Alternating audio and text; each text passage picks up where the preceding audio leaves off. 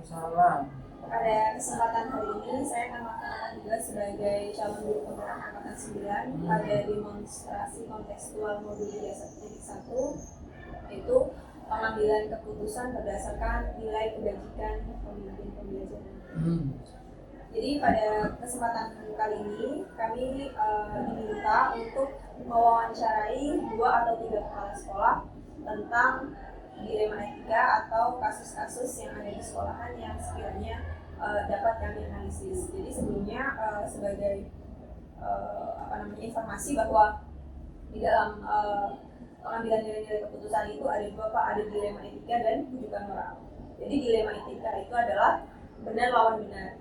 Tapi jika benar lawan salah, maka itu masuk ke rujukan moral. Di mana di sini ada 3 prinsip pengambilan keputusan, yaitu rule based thinking, end based thinking, dan care based thinking. Jadi keputusan berdasarkan aturan, keputusan berdasarkan hasil akhir, dan keputusan berdasarkan kepedulian. Kemudian ada 9 langkah, ada 4 paradigma. Jadi paradigma yang pertama adalah individu lawan masyarakat, yang kedua adalah rasa keadilan lawan rasa kasih sayang, yang ketiga kebenaran lawan kesetiaan, dan yang keempat jangka pendek lawan jangka panjang. Sementara ada 9 langkah pengujian Pak. Yang pertama ada uji legal, yang kedua uji regulasi, yang ketiga uji intuisi, yang keempat adalah uji panutan atau idola, yang kelima adalah paradigma benar atau salah, yang keenam prinsip resolusi, dan yang ketujuh investigasi opsi trilema, yang ke-8 membuat keputusan, dan yang ke-9 refleksi. Jadi itu Pak informasi awalnya. Jadi mungkin nanti kita akan menganalisis kasus-kasus yang apakah itu termasuk ke dilema etika. Jadi nanti kasus yang kita bahas adalah kasus dilema etika Pak, di mana benar lawan benar. Jadi di sini tidak ada unsur kriminal, tidak melanggar kode etik. Yang kemudian itu adalah dilema di antara 2 hal yang memang harus didahulukan. Kemudian bagaimana uji panutan, jadi yang diharapkan terbaik atau win-win solution. Kemudian resolusi dan ada opsi trilema. Mungkin itu Pak. Silahkan bisa. Dari mana ini? Kasus-kasus per kasus kita ya? Kasus yang sekiranya bisa kasus terkait dengan apa? Kebijakan dulu atau apa? Satu kasus saja Pak. Satu kasus saja. Apa kira-kira kalau di sekolah kita? Karena banyak permasalahan yang harus kita hadapi. Kalau yang kemarin kita bahas di ruang kolaborasi itu ada teman yang membahas tentang sebenarnya ada anak yang memang tidak layak naik tapi dinaikkan. Itu juga merupakan salah satu contoh dilema etika, di mana di sisi lain ketika kita tidak menaikkan anak tersebut ada banyak pihak yang menginginkan, tapi kalau dinaikkan juga anak tersebut memang tidak layak secara aturan, tapi itu kembali kita resolusi terbaik untuk semua. Itu contohnya. Mungkin Bapak ingin mengambil kasus anaknya, kasus anak. Kira-kira kalau di kelas kita, ya ini kasus terakhir ya. Kasus terakhir itu adalah kasus Maryanti yang kita angkat nanti, atau kasus apa? Ada yang kemarin yang kasus yang mengangkat kasus ada guru P3K datang, kemudian guru honornya cari jam di luar. Jadi ada banyak kasus, tinggal mungkin Bapak ingin membahas yang mana. Ayo, yang mana? Nanti saya kasih tahu masalah kasus. Kalau mau kasusnya P3K bisa. Jadi kalau kasusnya anak juga bisa. Terus kalau kasus lebih besar yang masalahnya Mungkin kasus-kasus yang ada ya mulai yang sederhana, yaitu yang paling nyata yang dilihat pakainya itu kasus saat tadi yang terakhir, kasus P3K versus ini. Jadi kalau yang kemarin di ruang kolaborasi itu P3K datang, di mana jam full, ada guru honor yang sudah lebih dari 10 tahun, kemudian dia juga sertifikasi, Oh iya. maka dia di sekolah tersebut gurunya adalah salah satu guru strategis yang memang aktif, jadi mau tidak mau harus apa namanya, jadi mau tidak mau ya akhirnya P3K-nya yang didahulukan. Setelah pergantian semester akhirnya ada guru yang dimutasi, guru honor tersebut diberikan jabatan yang memang agar posisinya tetap itu sih yang kemarin. Ya. Ini berarti kasus P3K sebelum masuk kasusnya sertifikasi. Saya ada kasus P3K non sertifikasi dulu. Nanti baru akan masuk bagaimana menyelesaikan yang sertifikasi. Kasus contoh begini. Bagaimana dengan masuknya guru apa ya sekarang yang kira-kira terdesak itu ya, kasus bahasa Inggris. Tapi bahasa Inggris ini semuanya dengan masuknya Bu Asna, maka dari situ Bu Asna ini akan secara hitungan jam menurut undang-undang aturan itu adalah 24 jam. Aturan 24 jam masuknya P3. Tapi kayaknya belum sertifikasi. Yang kedua ada guru PNS, 3 guru PNS, yang 2 sertifikasi, 1 tidak sertifikasi. Bagaimana ketiga, keempat guru ini, kelima guru ini semuanya dapat mengajar bahasa Inggris, sedangkan Bu Asna yang belum sertifikasi memiliki syarat minimal 24 jam. Dan bagaimana di Bu Asna ini dapat 24 jam tanpa melanggar aturan. Ada perbedaan peraturan. Contoh ini, sertifikasi itu wajib linear. Kalau tidak linear maka tidak diperbolehkan. Sampai hari ini kebijakan kita adalah satu, guru PNS yang sertifikasi itu harus diselesaikan dulu. Jadi harus clear, harus linear. Yang kedua adalah guru yang non sertifikasi. Guru non sertifikasi ini adalah syaratnya 24 jam untuk mendapatkan TPP. Tetapi guru non sertifikasi ini tidak ada persyaratan untuk linear. Sehingga seperti kalau Budian kebetulan non sertifikasi tetapi linear. Bu Asna non sertifikasi tidak linear. Karena jam itu harus 24 jam, maka Bu Asna itu adalah untuk mencukupi 24 jam, maka dia harus mengajar prakarya. Bagaimana dengan guru honorer murni? Kalau di dalam Dapodiknya adalah honorer kabupaten yang tidak dibayar kabupaten tetapi dibayar pos. Seperti Pak Salman. Pak Salman ini agar tetap bertahan di Dapodik dan ada ngajar bahasa Inggris, artinya bahwa tetap dibutuhkan, maka Pak Salman itu dikasih 1 kelas ngajar bahasa Inggris, sisanya ngajar P5 sama mata pelajaran apa saja. Dia ngajar Pak Salman apa IPS atau IPS kalau tidak salah.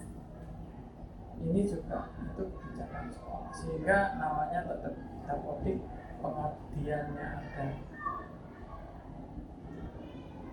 walaupun secara analisa kebutuhan, walaupun itu semuanya tidak melanggar aturan karena sesuai aturan, tetapi di dalam analisa itu adalah guru itu kan rentang kewajibannya adalah 24 sampai 40 jam. Itu kewajibannya. Jadi kalau di atas 24 jam mungkin harus dikasih kewajiban pembayaran terlebih jam. Tapi kalau masih di bawah 40 jam maka dia tidak masih. Itu kebijakan. Jadi dari sisi hukum tadi tidak melanggar, dari sisi keadilan tetap kita bertahankan ini, apalagi memiliki potensi untuk keterlibatan di tingkat anak-anak itu lebih besar daripada dari sisi keuangan itu diperkenankan. Kenapa diperkenankan? Satu, karena datanya memang diakui honor dan sah, datanya diakui dapodik karena salah satu membayar itu adalah itu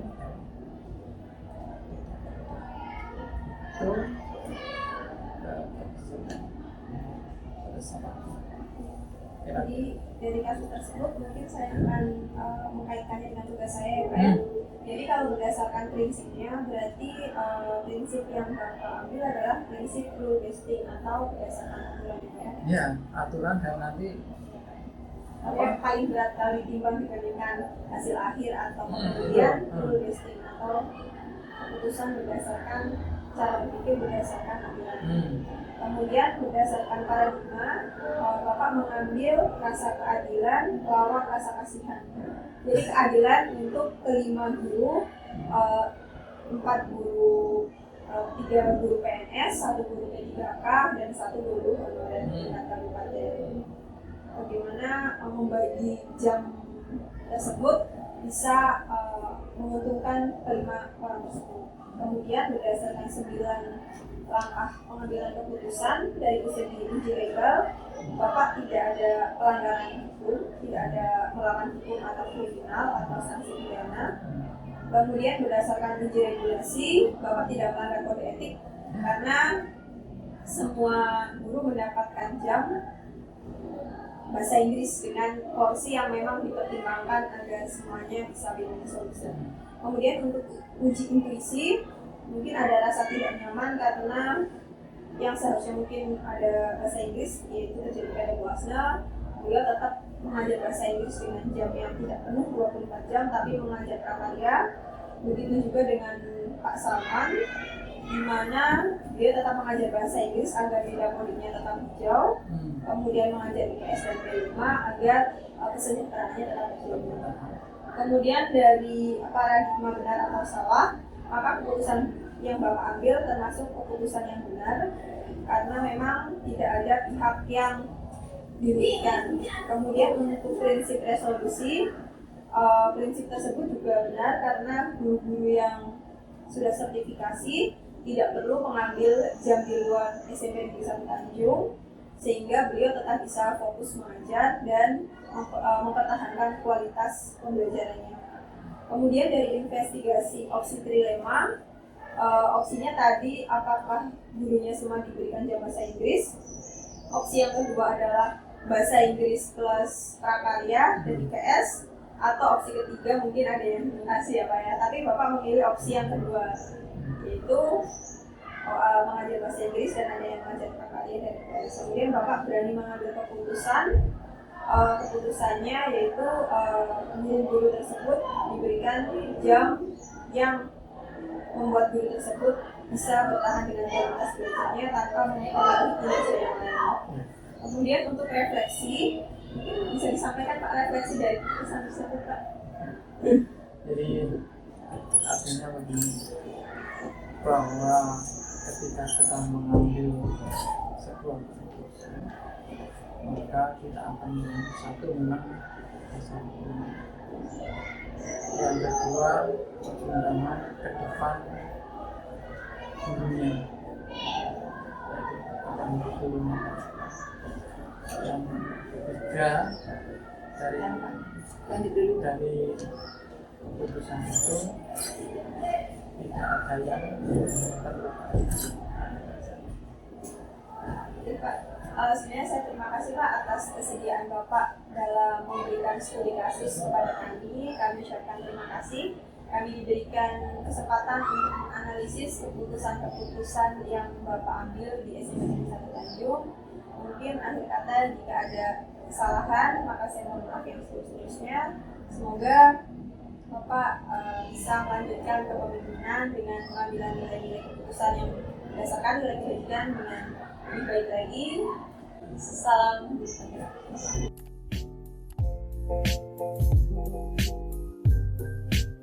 Selamat siang. Pada hari ini saya Amalia Nugrahini, calon guru penggerak angkatan 9 Kabupaten Lombok Utara, akan mewawancara Ibu Kepala Sekolah TK Negeri Pembina Tanjung tentang demonstrasi kontekstual pengambilan keputusan berdasarkan nilai-nilai kebajikan.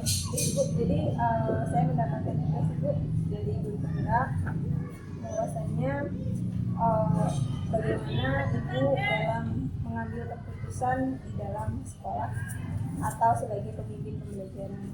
Jadi ada 3 prinsip pengambilan keputusan Ibu. Jadi prinsip rule based thinking atau pengambilan keputusan berdasarkan aturan. Yang kedua adalah pengambilan keputusan berdasarkan hasil akhir. Dan yang ketiga pengambilan keputusan berdasarkan rasa peduli Ibu. Di mana di dalam pengambilan keputusan juga ada 4 paradigma. Paradigma yang pertama adalah jangka panjang lawan jangka pendek. Yang kedua adalah keadilan lawan kesetiaan. Yang ketiga adalah keadilan lawan kasih sayang. Dan yang keempat adalah tentang keadilan lawan kebahagiaan. Dan ada 9 langkah pengambilan keputusan. Yang pertama adalah uji legal, yang kedua adalah uji regulasi, yang ketiga adalah uji intuisi, yang keempat adalah uji idola atau panutan, yang kelima adalah uji benar atau salah, yang keenam adalah uji resolusi, yang ketujuh uji opsi trilema, yang kedelapan adalah pengambilan keputusan, dan yang kesembilan adalah refleksi. Jadi untuk dilema etika ini kita nanti akan mengambil kasus yang untuk kita analisis adalah kasus benar lawan benar ini. Jadi tidak ada unsur kriminal atau tindak pidana atau pidana, sehingga kalau benar lawan salah nanti masuk ke kasus digital. Jadi Ibu boleh sharing mungkin Ibu di dalam TK Negeri Pembina Tanjung mungkin masalah yang pernah mungkin Ibu hadapi yang membuat Ibu dilema antara pilihan A atau pilihan B. Semuanya benar, namun ada yang harus lebih didahulukan. Jadi menurut saya kalau di TK Negeri Pembina Tanjung ini, kalau kita melihat dari sisi anak, biasanya kita mengambil keputusan itu sesuai hasil. Ya, jadi kita melihat bagaimana, karena kita di TK kan selalu melihat perkembangan. Jadi perkembangan itu anak itu yang akan menjadi patokan kita bahwa di setiap pembelajaran itu di masing-masing guru TK itu kan sebagai guru kelas, tidak ada yang jadi guru bidang studi. Jadi sehingga guru itu sebelum kita pembelajaran biasanya kita ada modelnya atau streaming gitu ya, kita kasih tahu bahwa nanti bahwa apa yang menjadi kekurangan di dalam kelasnya, apa yang terjadi di dalam kelasnya yang kiranya menyulitkan gurunya, mungkin nanti kita akan bisa merubah terutama metode apa yang kira-kira menarik buat anak supaya anak itu merasa belajar dalam kelas, belajar dengan guru itu sangat menyenangkan begitu. Jadi yang di TK itu yang diperlukan adalah menyenangkan, dan di mana seorang pendidik itu adalah menjadi panutan. Tidak, itu adalah panutan, bukan berarti kita membeda-bedakan ini bahwa kita dekat dengan ini anak yang satu memandang dari sisi apa, tapi kita sebagai model. Biasanya anak-anak di TK menjadikan gurunya itu sebagai model. Jadi cuma ini saja, kalau masalah anak-anak yang kadang yang bertentangan di kita itu, kalau anak-anak sekarang kita lihat sangat aktif gitu ya, itu banyak kita kan diakibatkan oleh ini perkembangan gadget, terutama perkembangan teknologi. Jadi anak-anak bisa menggunakan di rumah, terutama karena sebenarnya dalam setiap rapat kita sudah sampaikan bahwa kita bekerja sama bagaimana kita membatasi anak-anak ini gadget dari sekolah seperti itu, dan kita berharap orang tua juga melanjutkan seperti itu.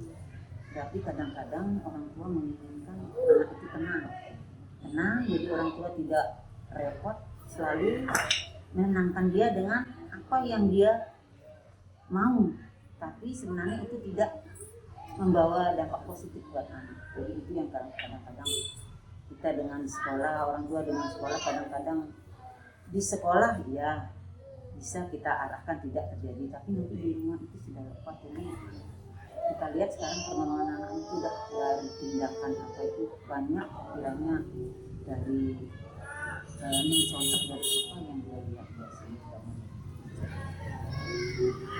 Jadi saya akan analisis kembali. Jadi kasus yang ibu angkat adalah kasus tentang pola parenting di dalam sekolah dan pola parenting di dalam keluarga, di mana pola parenting yang di sekolah yang ibu harapkan itu bila ditindaklanjuti di rumah atau dibudayakan juga di rumah sehingga pola pendidikannya itu berkesinambungan. Namun di rumah itu orang tua berpikirnya yang penting anak itu diam, tenang, sehingga pendidikan yang ingin dikembangkan di sekolah itu tidak terbudayakan dengan baik, sehingga pola pendidikannya tidak maksimal. Jadi kalau saya kembalikan bahwa kasus yang ibu angkat adalah mengambil tentang prinsip berbasis hasil akhir. Jadi sekolah itu ingin mengambil kebudayaan atau pengembangan pola anak yang sesuai dengan fitrahnya, sesuai kodrat anak tersebut yang aktif, yang sering bertanya ya. Tapi orang tua malah yang tidak berkesinambungan. Kemudian kalau prinsipnya adalah kita adalah keadilan dan lawan kasih sayang. Ya, sebenarnya orang tua juga sayang soalnya, cuma dengan pola yang salah ya Bu ya, karena anak yang seharusnya aktif, yang harusnya sedang di masa-masa ingin tahuannya tinggi, namun karena sudah pegang gadget sehingga role modelnya yang seharusnya guru dan orang tua justru gadget yang mungkin ada beberapa tindakan yang kurang sesuai dengan usianya. Kemudian berdasarkan 9 langkah pengambilan keputusan bahwa orang tua memberikan gadget itu, yang pertama adalah uji legal, memang tidak ada pelanggaran hukum atau pelanggaran pidana Ibu. Kemudian kalau dari segi kode etik, Ibu sebagai guru juga sudah sangat sesuai bahwa Ibu ingin melaksanakan pembelajaran yang menyenangkan, yang asik, sesuai dengan kodrat anak tersebut. Kemudian secara intuisi bahwa orang tua juga tidak nyaman ketika anak itu aktif, mainnya anak itu diam misalnya. Tapi di sisi lain juga guru ingin perkembangannya sesuai dengan kodrat zamannya, sesuai dengan usianya. Kemudian secara panutan, memang dari sekolah ingin panutannya adalah bapak ibu guru yang memang sangat disegani. Kemudian di rumah juga harapannya orang tua bisa menjadi role model yang bisa dicontoh atau dijadikan teladan. Kemudian secara benar atau salah, tentu keputusan tersebut kurang sesuai ya Bu ya. Jadi dengan pemberian gadget pada anak itu dirasa masih kurang sesuai, apalagi jika tidak diawasi oleh orang tua, dilepas begitu saja. Kita tidak tahu, mungkin tontonan atau game yang dilihat oleh anak mungkin bisa jadi tidak sesuai dengan rentang usianya. Kemudian secara opsi, mungkin opsi yang bisa diberikan adalah orang tua itu diberikan edukasi, mungkin ya Bu ya, diberikan edukasi bahwa pemberian gadget pada anak itu perlu dibatasi, perlu diawasi, kalau bisa malah tidak diberikan jika tidak dalam kondisi yang sangat-sangat urgent. Kemudian berdasarkan refleksi bahwa keputusan tersebut memang mungkin perlu kita pertimbangkan ulang ya Bu. Jadi dalam artian setiap orang tua bisa memulainya dari sekarang. Walaupun mungkin yang kemarin sudah diberikan gadget, tapi sekarang agar tidak terjadi kecanduan. Mungkin itu adalah refleksinya, dan saya ucapkan terima kasih Ibu karena sudah mau berbagi, memberikan kesempatan saya sebagai calon guru penggerak untuk bersama-sama menganalisis kasus-kasus yang terjadi. Semoga saya dapat mengambil hikmah, mengambil pembelajaran pada kasus tersebut dan menjadikan refleksi untuk saya ke depannya sebagai pemimpin pembelajaran. Mungkin dari saya cukup sekian Ibu. Jika terdapat kesalahan kata atau sikap yang kurang berkenan, saya mohon maaf yang setulus-tulusnya. Akhir kata, selamat siang Ibu. Terima kasih.